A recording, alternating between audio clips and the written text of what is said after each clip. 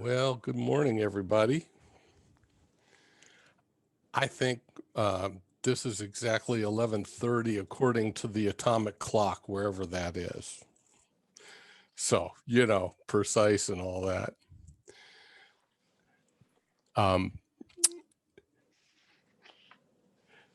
This is the 11:30 Dharma talk from Columbus, KTC. Welcome to everybody from everywhere. And I personally want to thank you for joining us for this. Right now, we are studying this book, which is called The Jewel Ornament of Liberation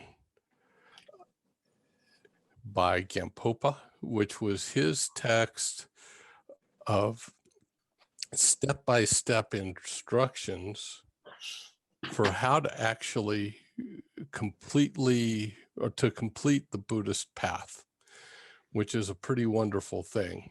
So he takes us from the very beginning. Last week, he starts, it's a logical progression. So last week, we started with what's called the primary cause. And the primary cause is Buddha nature itself. The idea behind it is that we actually possess already the same nature as Gautama, Shakyamuni, the Buddha of our age. And because we already possess that nature, we have the potential of realizing the same thing, the same level of enlightenment that he did. Now, this week, we're going to talk about the working basis. So it's one thing to have the potential, but we need to have a working basis for all of this. And that's called, what he calls it is the precious human life. I want to say from the beginning that having my Western mind prejudice, when I first heard these teachings a long time ago, I was a little confused because I was in the, I'm a tree hugging liberal from way back, and my idea is that all life is precious. So I didn't really get the gist of what Gampopa was talking about here. And while it's true that all life, literally all life in this world and in all worlds, possess the potential for awakening, which we call Buddha nature, all that's true. Not all life has all the qualities and conditions necessary for realization. So what precious Buddha nature is referring to is that if we have the working basis to really tread this path in this lifetime, we shouldn't waste it because it is rare and it is precious and it is distinctive. It's different. So on the one hand, it is incumbent upon us to be kind and compassionate and helpful in every way we possibly can to every living being that there possibly is. Because everything is with Buddha nature is worthy of that respect and that care. The preciousness isn't in this case so much that our life is worth more than somebody else's life. That's not it. Or that there's one life that's precious and one life that's not in terms of value. That's not it. This preciousness actually is called the working basis because it actually entails responsibility. If we are lucky enough, fortunate enough to have all these endowments, and they literally call them endowments, and freedoms that allow us to practice well in this lifetime, we should not miss the chance to do it, because who knows when all those things will come together in that way again.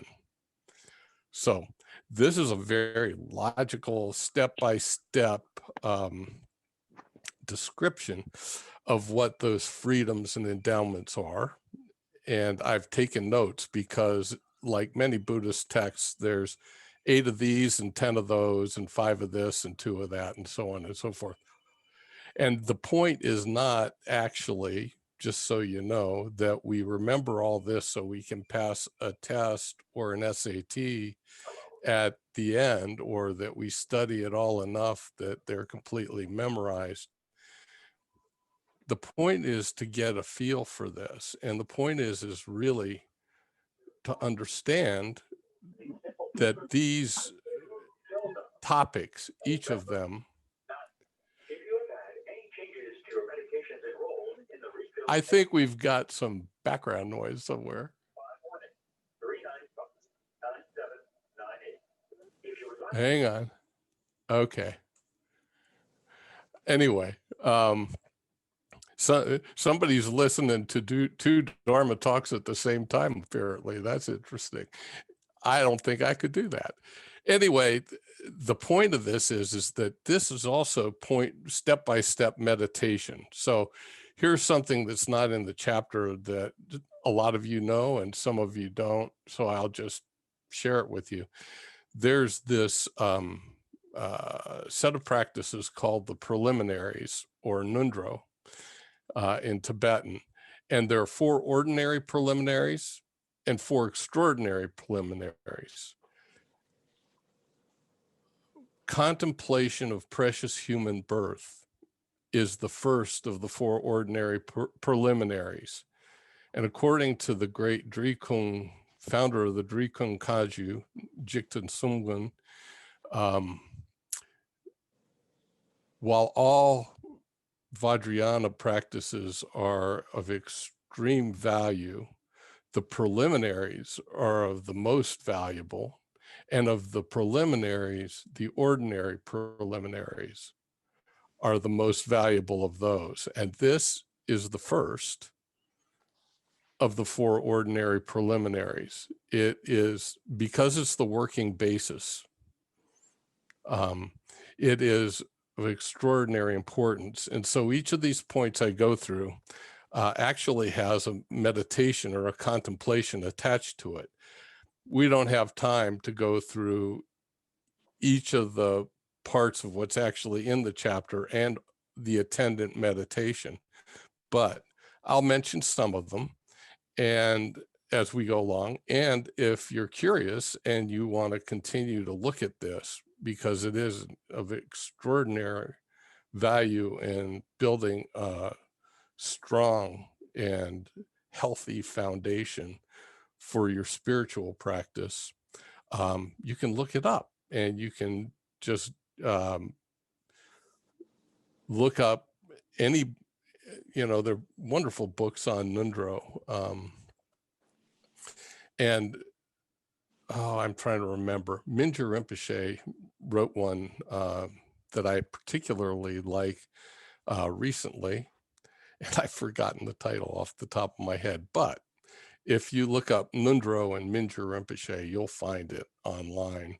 And so if you want to pursue this further than what we can do in an hour this morning, please look for a good quality commentary on Nundro, and particularly the ordinary preliminaries. So that's by way of introduction. Let's begin, as we always do, with chanting the refuge prayer together 3 times. I think it's particularly important to recognize that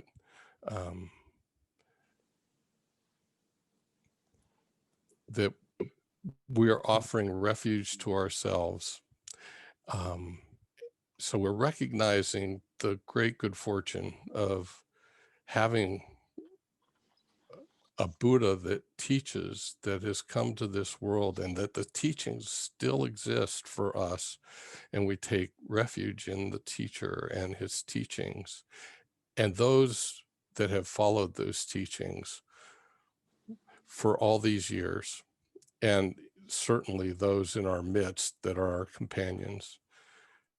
And then internally, it's important to feel that, to feel what it's like to be in the presence of an enlightened being, in the presence of those teachings, and in the presence of companions who are doing their best to step by step follow those teachings.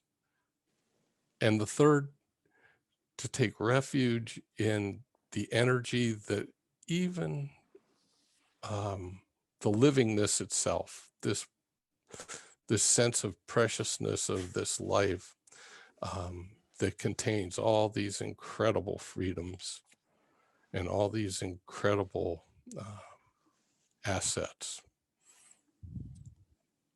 I'm going to chant it in Tibetan, and you can follow along in your heart in whichever way you like, or if you like to sing along, please do, and mute your mic though, because the timing of Zoom will throw us all into chaos if we overhear each other chanting.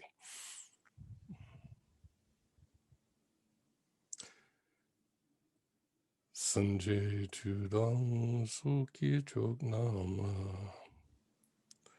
Changju Bardu Dakni Gyab Suji Daki Jinsuki Pe Sonam Ki Drola Pinchir Sanjay Drupar Sho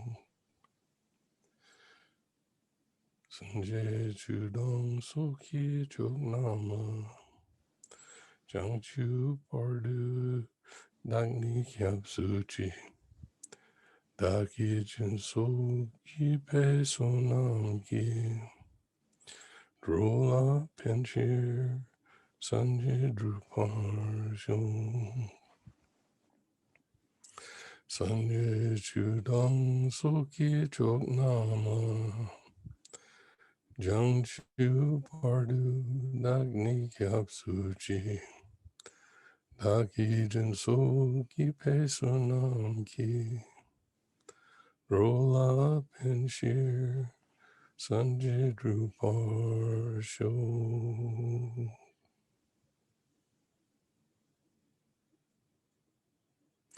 Thank you. So, we all have Buddha nature. All humans, all living beings, animals, insects, everything with life, regardless of species or race or ethnicity or politics. And so all are worthy of respect. So what makes for preciousness? What's different between a life and a precious human birth? Why make the distinction? Why even bother ourselves with it? Those are important questions. That's questions, as I mentioned, I asked myself once I knew enough to ask myself after I got over my assumptions.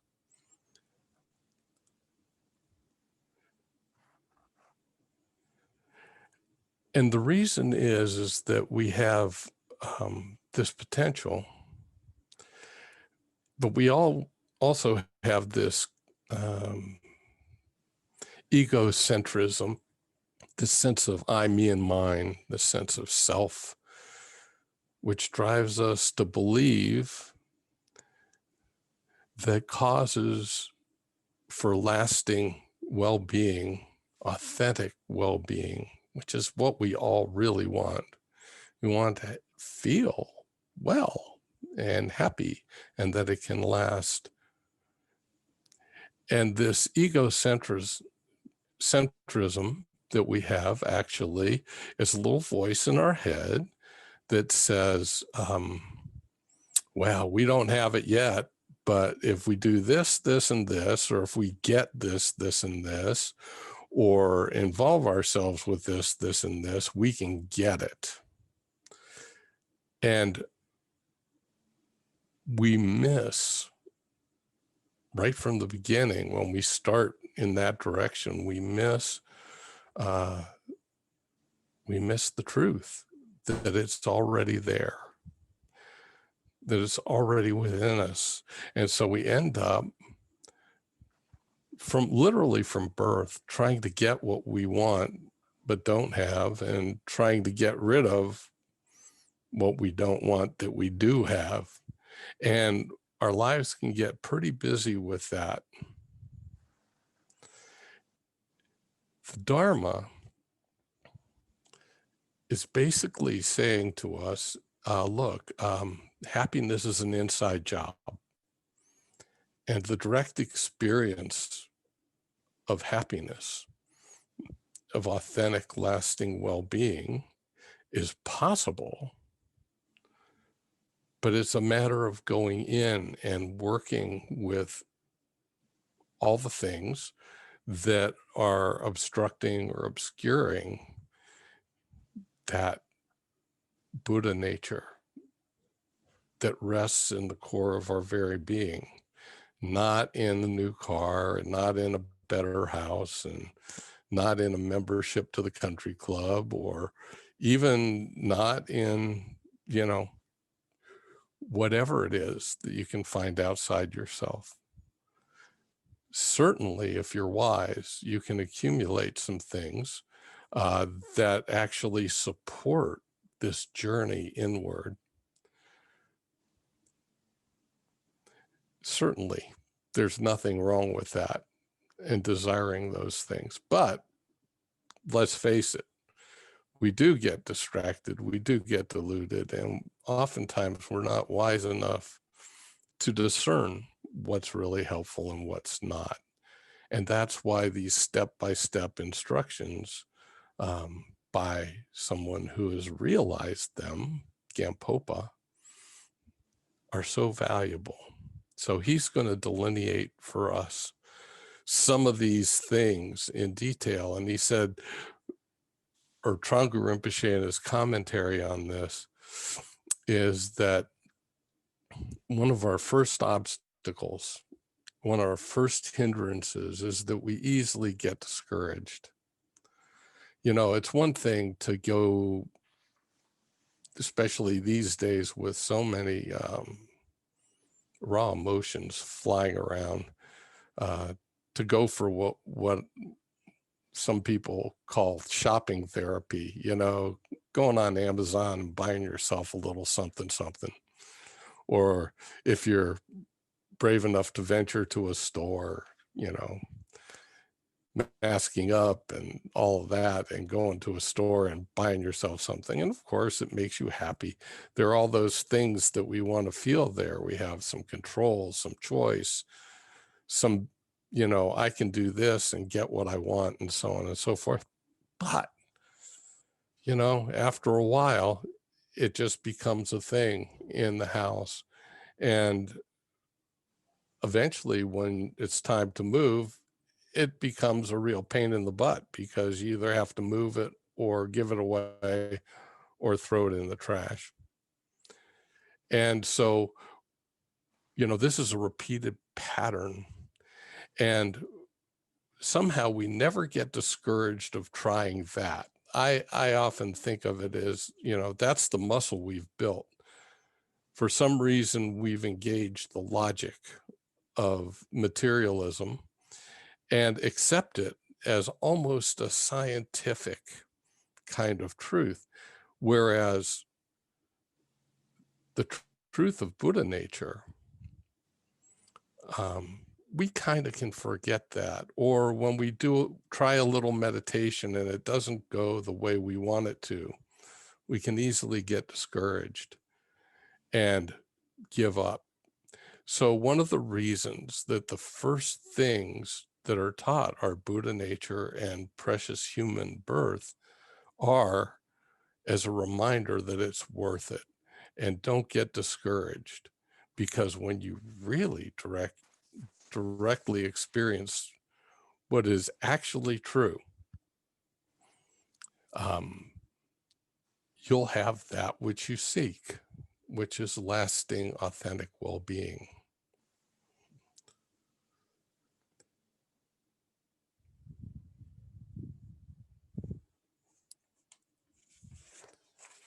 So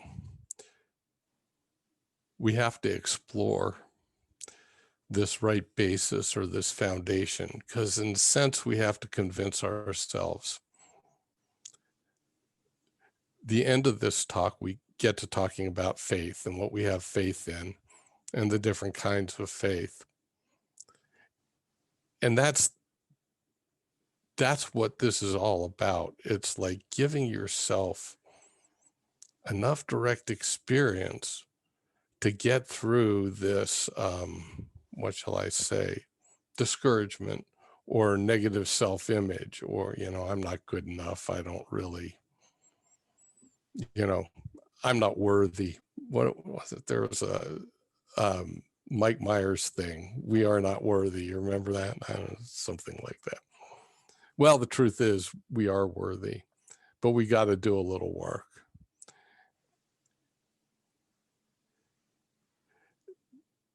I used to ask the question, okay, I got to do some work, but, answer me this.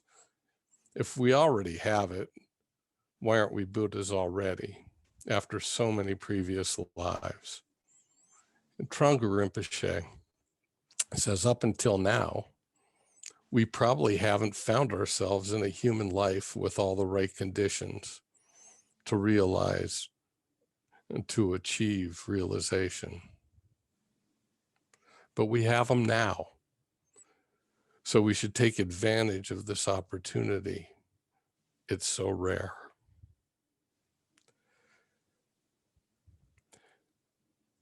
So in the first of the 4 preliminaries, which are part of the daily practice of people on the path, is this contemplation of the formal contemplation of the preciousness of human life. Gampopa's framework is in 5 points. 2 refer to the physical aspect of precious human birth, and 3 refer to the mental aspect of precious human birth. The 2 physical aspects are called the 8 freedoms and the 10 endowments. Just to make sure that we have definition, because we all have our own definitions of freedom. That's certainly apparent these days. And we all have our own definition of what endowments are. And what Gampopa says is freedoms are the absence of unfavorable conditions. Freedoms are opportunities. So of those 8 freedoms, 3 of them are referring to the Buddhist wheel of life. I'm sure that you've seen pictures of this where there are what are called the 6 realms of samsara. So there's a hell realm where beings inhabiting that realm are always in a state of extreme cold or extreme heat and suffering. So much suffering that there's no way to gather the awareness, attention, and so on to really go inward. It's just too overwhelming all the time. The second, and we're not there. We're really, really lucky to not be there. The second is the hungry ghost realm, where there are beings there that are always in a state of craving. They're always hungry. They're always thirsty. There's never enough. One of the visual depictions of them is that their mouths and their throats are just hair thin, like a capillary tube in thinness, and their bellies and their capacity are huge. So even if they're in front of absolutely what they need, they can't take it in, and yet they'll always crave it. It's excruciatingly full of suffering. And we're not there. And then there are the animal realms.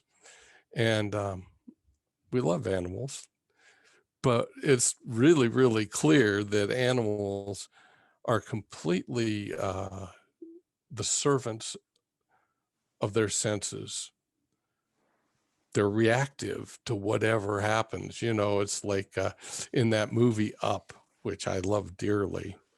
I suppose it's on Netflix. I don't know, but we could watch it again. There's a dog there, and he'll be doing his dog thing and even helping, his master. And he's certainly one of the stars. But then right in the middle of something, he'll go, squirrel. It's what animals have to do. They're just wired that way. And we're not. By developing real mindfulness, we can see stimulus coming through our senses as a stimulus coming through our senses and say, I see a squirrel there, and let it go and return to this stream of consciousness that we're in, or dissolve that, let it go into bare awareness, and simply be energy in our atmosphere. Animals can't do that. Okay. So we're not there. And then the fourth one is that we're not in one of the God realms. The God realms are like extraordinary. There's so much happiness there. And there's one mistake. There's so much happiness there that one doesn't want for anything. One has a sense of lasting well-being. And so one doesn't want to practice. There's no motivation there. There's no sense of anything lacking. There's no sense of any potential. It all appears to be realized. But the mistake is that attachment, when things are that good, attachments develop. And then, because everything is impermanent, everything is. Eventually, all those good conditions and those good circumstances melt away like a cloud in the sky goes to nothing. And the crash off of that is incredible. I've heard Trungpa Rinpoche say that actually, while in the God realm, you think you have the best of the best, and in a sense you do, the suffering of the God realm is the greatest of all, because the fall from having everything you think you want to less than nothing at all is just excruciating. And I think we can all relate to that, in small ways. When things fall apart for us in this life, we almost have more than we can stand, eh? And for somebody who's in an even higher realm, it's even more profound. So those are the four external freedoms. We're free of being in those 4 realms.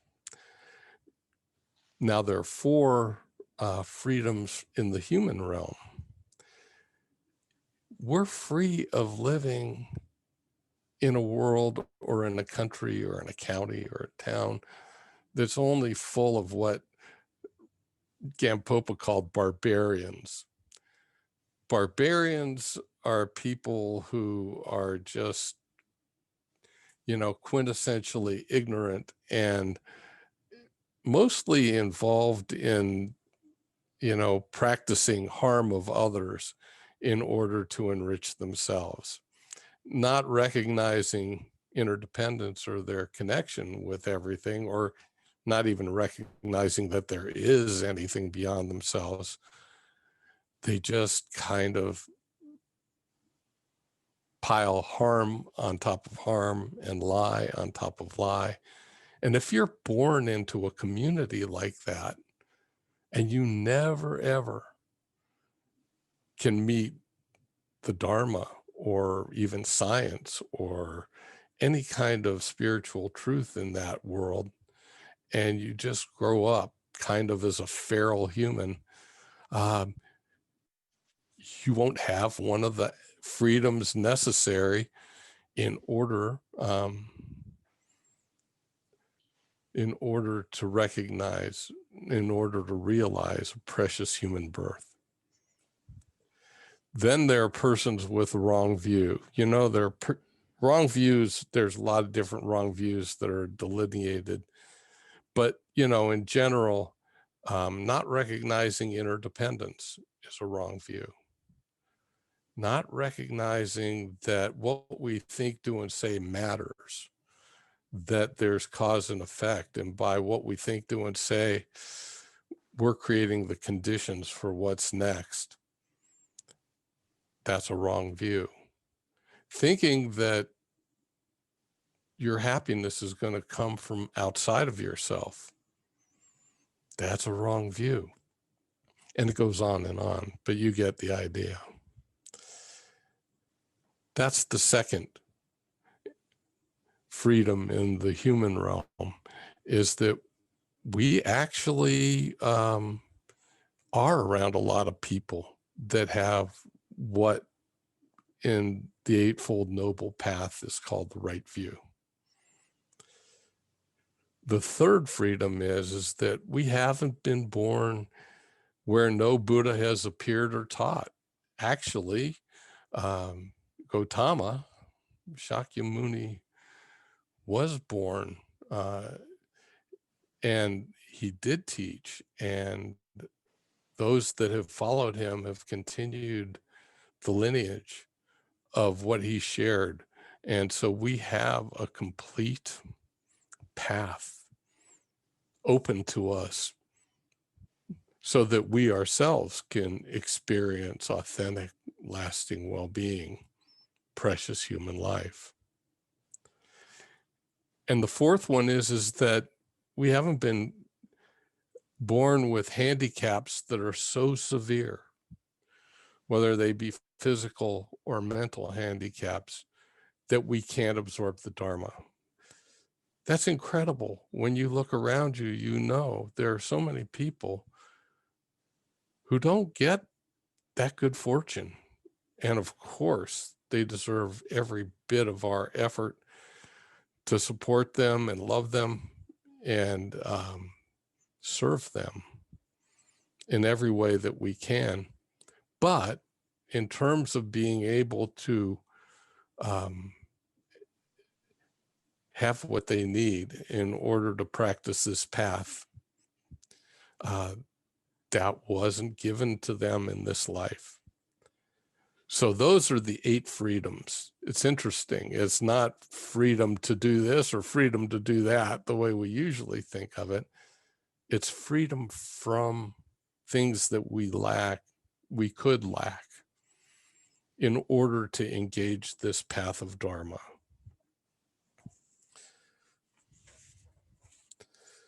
So then there are the 10 endowments.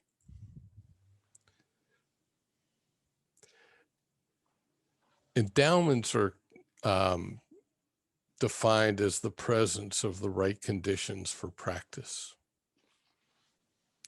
5, allow for the Dharma, and they come from within us. And 5, allow for the Dharma, and they come from others. From ourselves, first of all, we were born human beings. Human beings have a particular kind of consciousness that's particularly conducive to this Dharma. And so that's a good thing. The next is we're living in a place with authentic teachings. Well, we're here, and I don't know how well I'm representing these, but Lama Kathy is great. Lama Tom, Lama Adam, Khenpo Karthar Rinpoche, I think, was an emanation of Gampopa himself. I got that feeling when he used to teach these things. It was extraordinary. So at least I'm hoping I pass some of that energy along to you. It's incredible to be in a world, our own little world where there are authentic teachings. And, word to the wise, I take all of them in you can and work with all of them you can, because they're rare.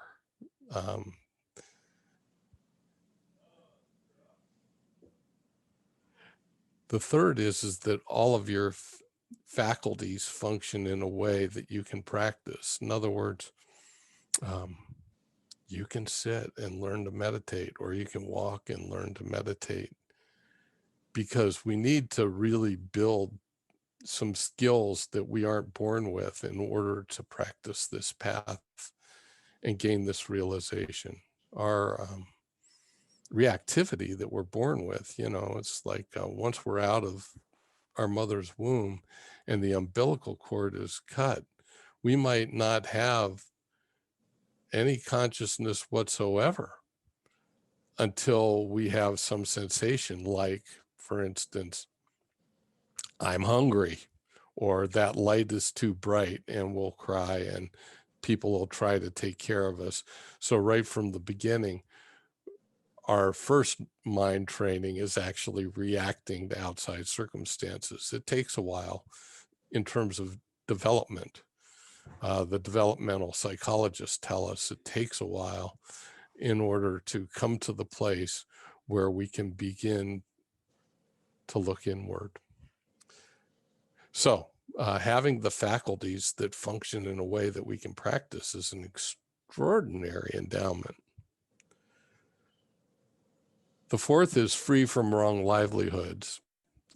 Actually, if our lives are taken up with destroying things or killing things or stealing from people or, doing any of the 10 unvirtuous things, and we make a living that way and therefore become very attached to it, that's a problem.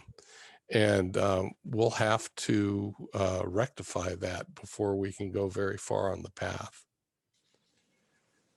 I myself, some of you know that I'm a registered investment advisor. When I first got in to the business, I was a broker. I had to change that because brokers want to sell stuff for a commission, and the motivation is all towards, if you can sell stuff, you can make a living. And you don't worry too much about what the stuff is. I had to leave that behind in order to progress on the path, to be honest with you. Now, I'm in one of those situations where if I do well for my clients, I do well for myself. If I don't do well for my clients, I don't do well for myself. And in that way, we're connected, which is a reflection of reality, and it engages the possibility of compassion arising in the heart. Whereas if you have to just get something from somebody and move on to the next one, that gets in the way. So There are millions of professions like that. I just thought I'd mention that because it's my own direct experience that I had to go through this, letting go of what I was doing in order to do something else. The fifth one is to be interested in the truth and have faith in it. Accomplishing enlightenment relies completely on ourselves. No one else can do it for us. We can say the right mantra in just the right way, or the right prayer in just the right way, and so on and so forth. And Buddha or God or whoever might want to give us a great boon and drop enlightenment on our head. It doesn't matter. It won't help, and it won't work. It all has to come from within ourselves. In fact, I would imagine that Buddha is actually blessing us right now with energy that could awaken us at any moment, but our own obscurations and obstacles get in the way. And that's why we're on this graded path of the jewel ornament of liberation. That's why we do these meditations step by step, is to clear away this this connection we have with enlightened energy, so that it's not obstructed or hindered or obscured anymore. So I made a note to myself here that that's the first step, is recognizing that it depends on us. And in fact, others are depending on us to do this. The first step is so important that Suzuki Roshi said in Zen Mind, Beginner's Mind, that we should actually strive to always be beginners. In other words, we should always be contemplating the preciousness of this life with its freedoms and endowments, so that we don't waste it, that we get every bit of juice out of this grape. So those are the 5 we get from ourselves. From others, the Buddha must have come to the world we live in for us. And for us, it was Gautama Shakyamuni. And second, the Buddha must give teachings. Just because there's a Buddha around doesn't necessarily mean they're going to teach. 3, the teachings must still be present in our lifetime, because even the Dharma is impermanent. We can see this. There's so many lineages of truth spiritualities that have been cut off. And certainly the Chinese tried to do that to the Tibetan lineages. Their survival is just extraordinary. And we are very lucky to have benefited from the fact that they're still present. And that's true of the other lineages as well. One of the things that Adolf Hitler tried to do to Judaism was first kill all the rabbis and burn all the books. That's what Kristallnacht was all about, was burning all the books. He wanted to break the lineage. And to some degree he did. Some of the deepest spiritual lineages of Judaism, the internal practices, are no longer here. We can read about them, but they're not living masters anymore who can pass them on to us.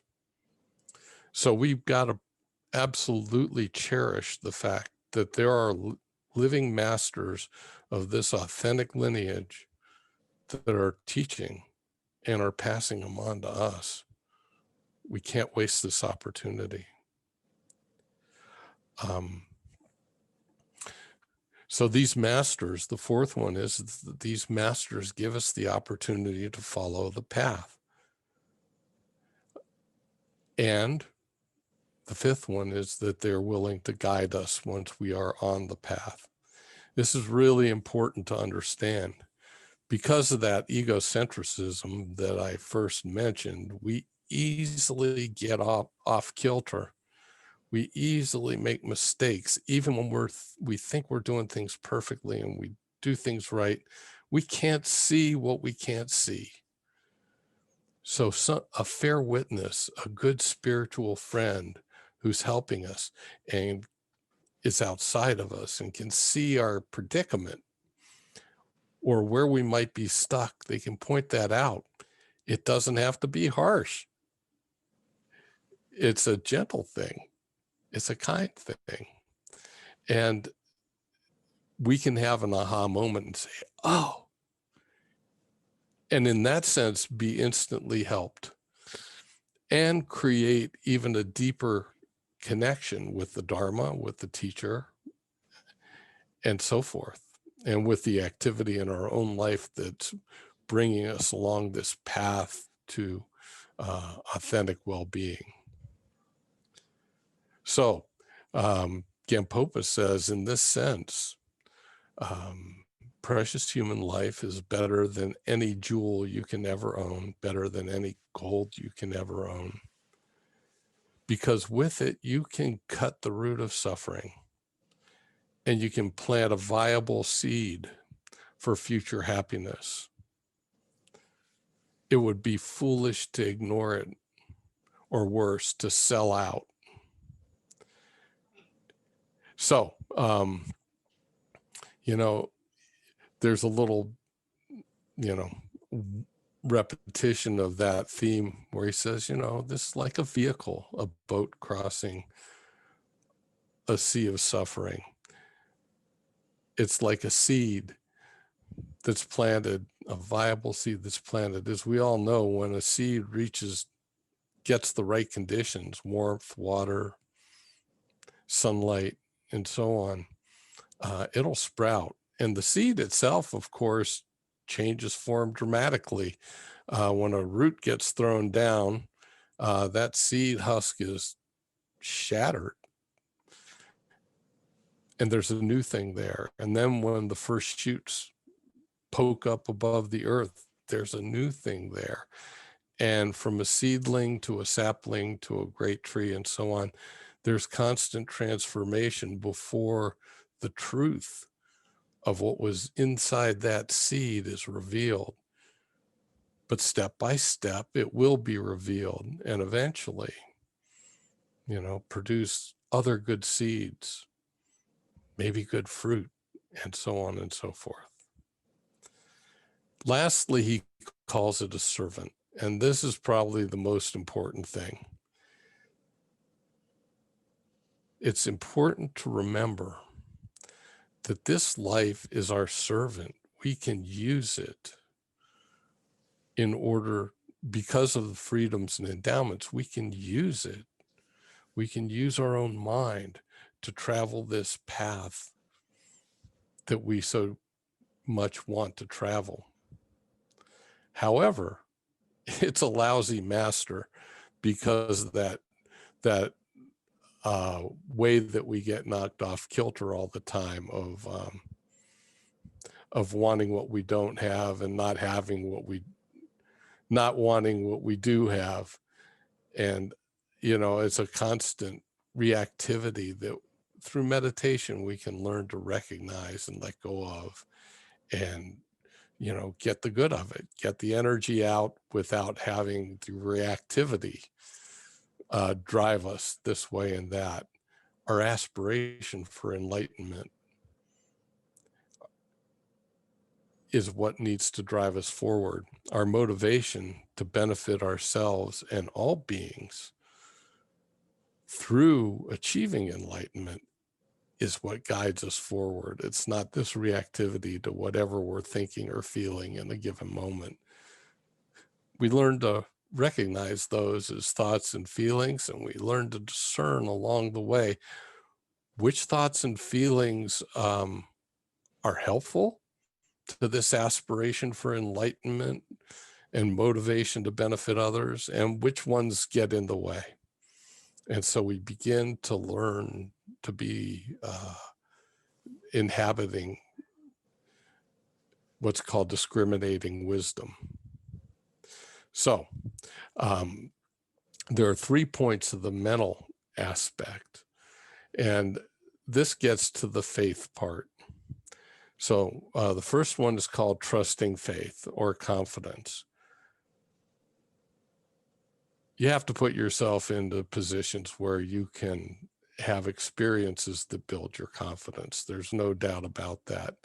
And generally, because we're babies on the path, if we just try to do it ourselves, that's difficult. Having experiences within a community, a sangha, very, very helpful. Actually meeting somebody who's accomplished the path, like Gampopa Rinpoche or someone like that. And once we're rebuilt, I'm sure that there'll be lamas like that that will come and visit and teach. That was one of the big things for me when I first met Gampopa Rinpoche. One of the immediate senses I got was, I want to be like him when I grow up. That's trusting confidence. So when he told me, yeah, okay, do this practice, do it this way, think about these things, think about them from this point of view, I had confidence, trusting confidence in that, because I could see the result. Then there's longing faith. Once you get a taste of it like that, you get really, really interested, and you really, really long for the result. You want to grow up. And it's important to do that because that gives you some real jet fuel for your practice. Trungpa Rinpoche makes the point that there's this, in Lhasa, Tibet, there's this great, huge statue called the Jowo. It's a big statue of the Buddha, and it's considered sacred, and it's very, very old.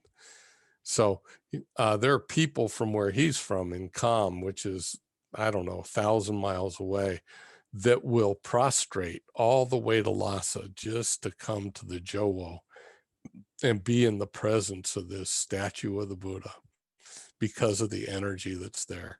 And he said, and there are people in Lhasa who live next door that never see it in their whole lifetime. And that's because they have never developed this longing faith. How wonderful it would be to have these supports for our practice right next door.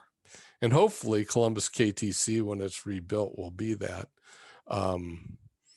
That's our deepest wish, is that it is that for people.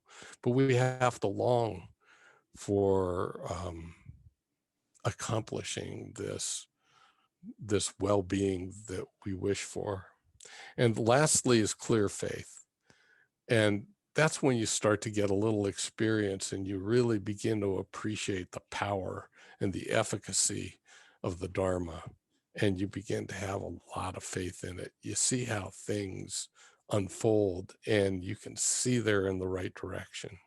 And along with that, of course, once you see that, is this enormous gratitude. And out of that gratitude, prayer can be simple. It can be 2 words. It can be the only prayer you have at that point. And that prayer is thank you. So much gratitude for this. So those are the 3 points of the mental aspect. Lastly, he says, this is the way he presented it. Lastly, he presented, what are the impediments to faith? And he said there are 4, and we need to know them because faith, when we have it, has a certain fragility. It can change, and it can be degraded. It can disappear. So the first impediment is desire. We might give up faith in our practice because of some perceived benefit somewhere else. And out of the desire for whatever that is, could be to be more popular with somebody who's doing something else. So I'm going to give up on this. That's an impediment. It's a problem. The next is anger. And the problem with anger, even when we're getting angry with people who just are deluded by benighted ignorance, it closes our mind down. You can feel it every time you're angry. Anger consumes space. Rather than opening you, it closes you. You can feel the contraction. And if you stay angry for a long time, you contract, you lose the space within which your practice can live, or anything else that's wholesome for that matter. So we have to learn how to work with that.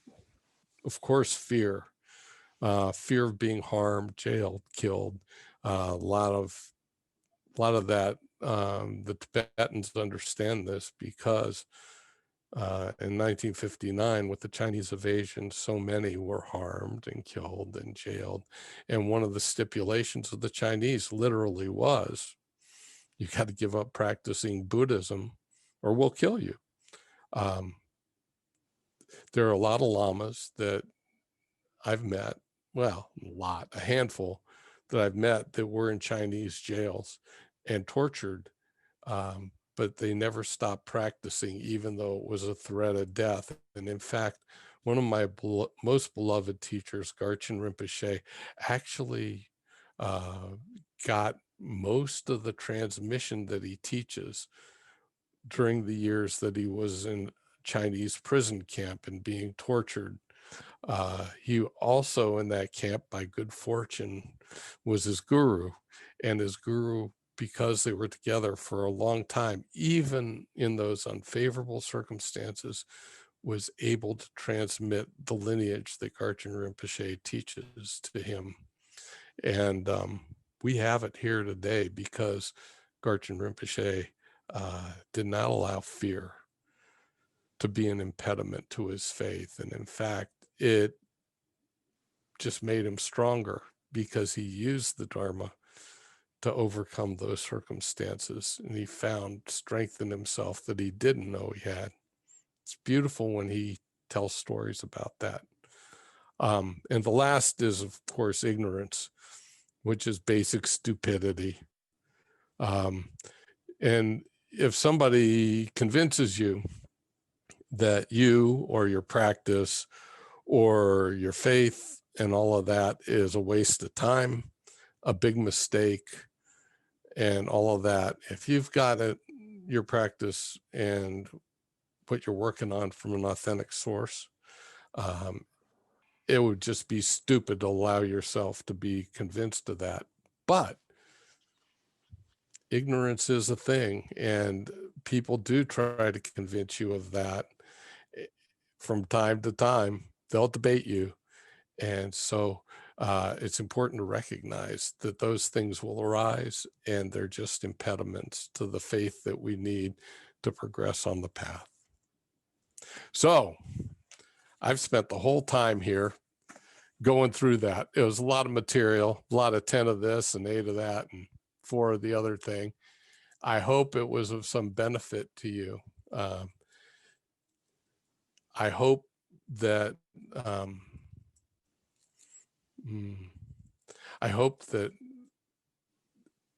you can contemplate what this precious human life that you've gotten, and it becomes a deep river of support and energy for your practice. I've got a couple minutes, literally a couple, for any questions that have come up. I'm happy to answer them. Eric, just a quick one. Here's the book I think you were mentioning, even though the text is backwards, Turning Confusion into Clarity. Yes, thank you. Yeah. Wonderful book. Thank you, Tanya.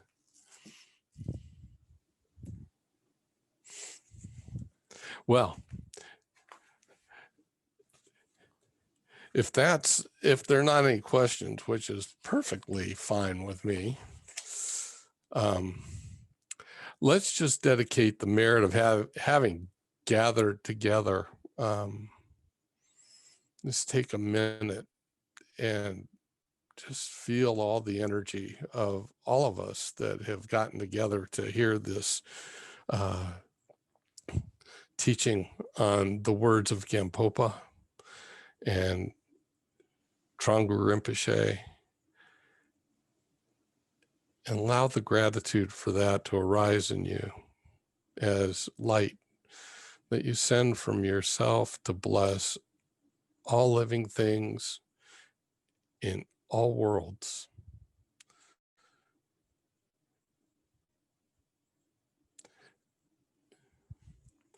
May the merit of getting together and spending an hour hearing and contemplating, meditating on the Dharma, touch the lives of all beings without exception, and bring happiness in its causes, remove suffering in its cause, spread a sense of joy and lasting, durable peace. At this very moment, may the people and nations of this earth not even hear the words disease, famine, war, or suffering. May pure conduct, merit, wealth, and prosperity increase. And may supreme well-being and good fortune always arise. Hey, good to see you all on this Sunday. Thank you so much for coming. Means a lot to me. I'm just grateful to be connected to all of you. Have a wonderful rest of the day. Looks sunny and beautiful here in Columbus. Thank you, Eric. Thank you so much. Be well. Bye, Have a good everybody. week. Have a good week. You too.